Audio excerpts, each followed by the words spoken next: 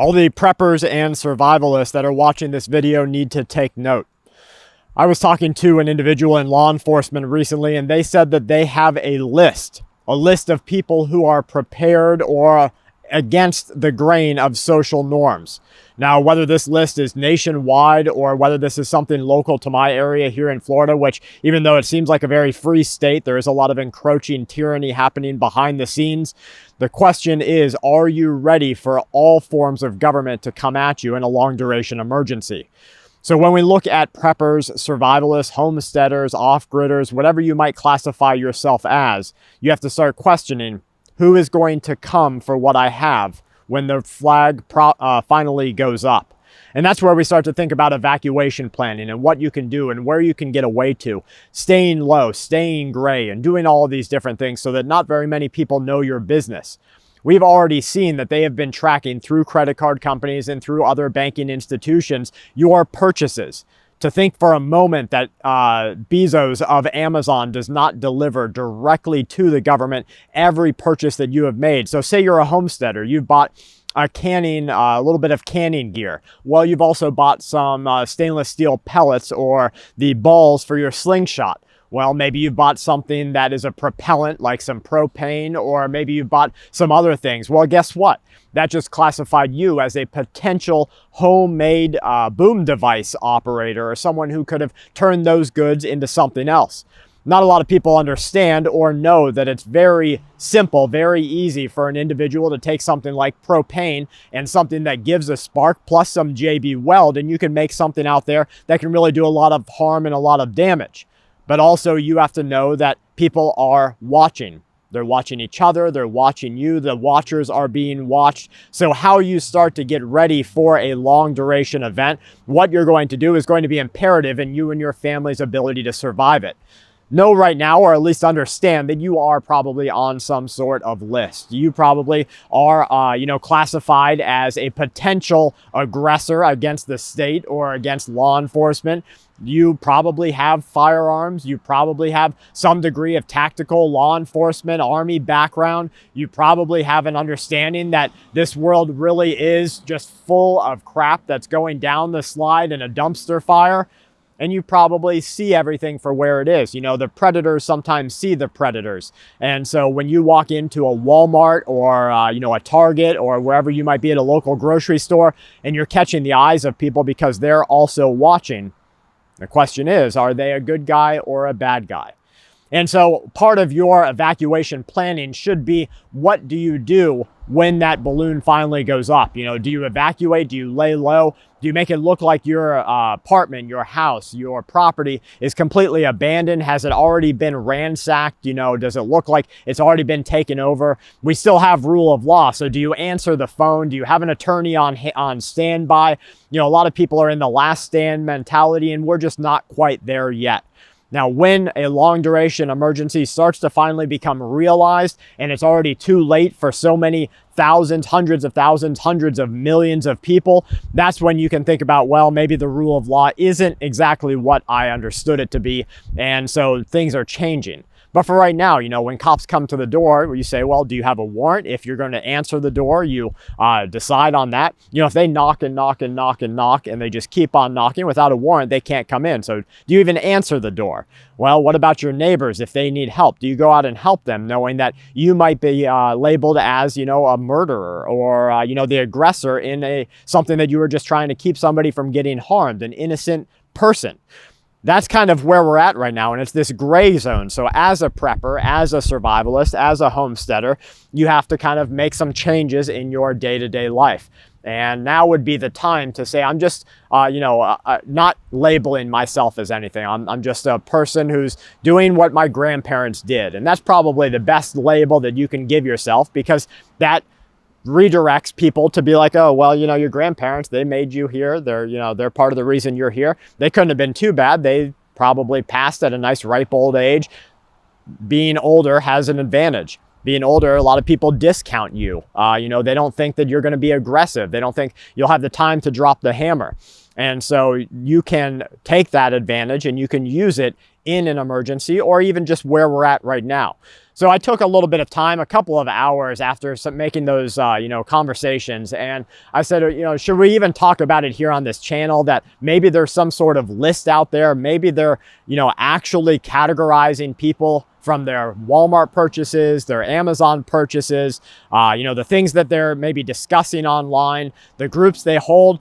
Heck, I've even seen lists that maybe even churches, you're on a list because you might be a potential extremist because you're out there saying, yes, somebody please pray for my sick baby.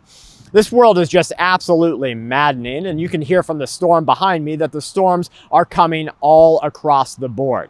So we're going to, on this channel, start doing a little bit more survivalism, a little bit more preparedness stuff, because we're already out here, right? The cops know. I mean, they luckily, if you have enough people on your side and you're known to enough, look at individuals in the media, look at Tucker, look at Jones, look at all these individuals. When you're known well enough, it offers you a certain level of protection, because it's not just somebody that they can attack and kind of like throw under the rug and everybody else will just forget about. No, instead you get a certain level of protection. So I'm already out here, out in the open for you, hoping that you and your family are doing what you can to get ready and to prepare. And so we're going to start talking a little bit more hardcore survivalist, hardcore prepper, hardcore SHTF stuff on this channel, showing you some of these things because those are our roots, right? We are survivalists. We've done security. We've done all these different things. We, in our family, and when this channel first started, we went to extents to bring things to you like shooting, moving, communicating, dropping, caches, doing all those different things, and then moving into bushcraft. So let's get back to some of those roots here on this channel. And we're going to kind of like look at how we can both deliver the important things that are necessary, like this information. I mean, if you're a prepper right now and you're watching this video and you're not like, man, I've got to rethink how those people, how they're viewing me. How does my neighbor view me? Maybe it's time I took off my Punisher sticker from my truck. Maybe it's time that I took off my, Blue Lives Matter, and maybe I go a little bit more incognito. And that's really where we need to be, because unlike your browsing history where you hit incognito and the ISP gives you a big old wink like, yeah, nobody's seeing this, sure, buddy. No, instead, when you go incognito or gray man or gray woman here in real life, you have the chance to actually change perception and change the way people view you. And you can use this to your advantage. Trust me, if you know me personally, you know that I have a Facebook page out there, which is the first thing that the media is going to pick up if a news story ever comes out about me. And this Facebook page is very vanilla. Now, if you know what vanilla is, it's like, the taste everybody knows. So you might see me with some pictures at some baseball games. You might see me with some pictures, on the soccer field, playing with the kids, doing all these things. You're not going to find, the media is not going to find any pictures of me working the range. They're not going to find any pictures of me, with some night vision goggles on. Those are things that they can use to construe you in a very bad way. So instead, give them what they want to see and do that out in the open. That's what you should be thinking about right now, because the time is here to make changes in our life, in the way that people perceive us, what we do, how we act. If you're walking into the store like it's 2017, you're doing it wrong. You need to be walking into the store like you're walking through Syria. Syria right now is pretty well controlled by government operatives, and it's against a anti-Syrian, anti-government, pro-Western narrative that's happening there. But still, you walk into the store, you might get blasted. And so you need to walk into the stores in America, in Canada, like you might just get blasted. And so you need to take that into consideration in how you are watching people, how you are looking at the environment, how you are checking out. What are you buying? Are you buying these things together? Go into the ATM to buy that, pressure canner. Go into the ATM to get the cash for, going to 7-Eleven and getting a propane tank. Those are all things that you can do that stop Jeff Bezos and stop Walmart and stop all these people from reporting that you have just purchased some potentially hazardous materials. Now, are you? No, you're a freaking barbecue lover. That's why you bought the propane. You're a canner. That's why you're getting into canning. That's why you bought the pressure cooker. You take your kid out and you use the slingshot. That's why you need the, the giant metal balls. But that's not how they perceive you. Everybody is a threat until it's proven that they're not. And that's the perception of the world against us. And when you look at, the real leaders, the real people who are calling the shots, the people who are telling Trump and Biden to stumble over their words, those are the people who look at you and me like we are nothing but slaves in their pyramid build. That's literally all we are to them. We are just slaves for them. And if we don't have a use, we are useless. And they consider either aggressors or people with a use. That's the only two categories you've got. You've got people who are against them or people who are working for them. And so if you're not checking the Kardashians and you're not getting your wife's not getting her BBL and her lips big done and, getting her Botox poison injections into her forehead, and you're not out there taking your testosterone and ripping up the gym while you're driving your way too big a truck that you've got to climb up into, you got to do the pull-ups on your way into the truck, then you're not part of their society. So instead, let's be a part of their world while getting ready for our world. And our world is when you walk into the door of a store, you look around and you see what's going on. You get the cart, you look around. Too many people have got these little dream catchers, their cell phones in their hand, and that's literally all their focus is on in this life. What's this dream catcher going to tell me? Is it a TikTok?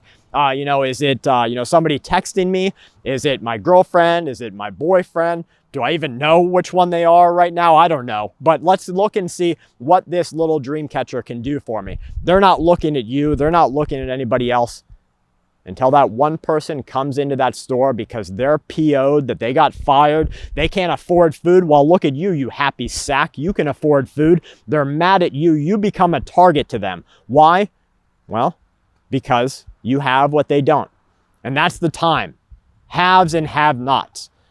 You're either a have or you have not. And tell me, the have-nots are not mad at the haves. I see it literally every day in people's lives.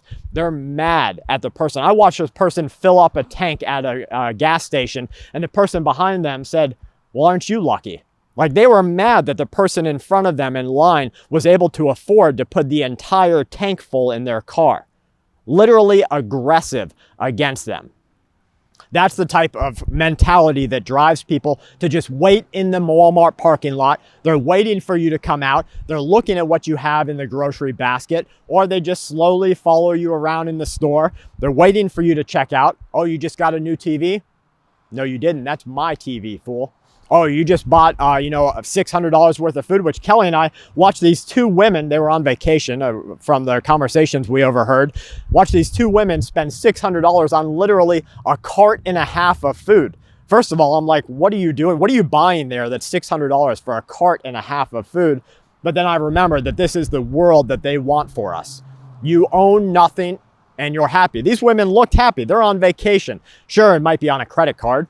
They might take 5 years to pay it off. They'll end up spending $5,000 for a $1,500 vacation, but they own nothing and they're happy. And so there are people out there who are watching for women like this, watching for them to cash out, and then they're going to cash out themselves. There are people following individuals home from the store and not letting those groceries or that TV ever make it through the front door because they take it. And guess what? If it's under $2,000, the cops that you call, they're going to show up at your door. And first, they're going to be like, why did you call me for this?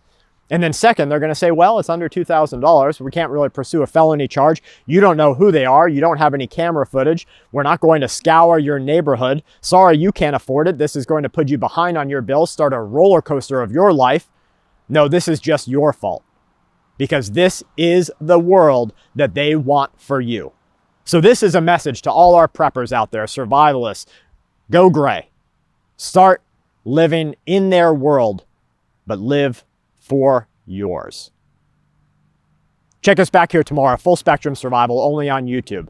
From my family to yours, please stay safe. Send this video to other people, especially the hardcore guys out there that you know, or hardcore girls out there that you know. The people who are really going at it, they're going ham on all the things that they're doing to prepare. Let them know. Do it. Live in their world, though, but live for yours. Stay safe, everyone. We'll see you tomorrow.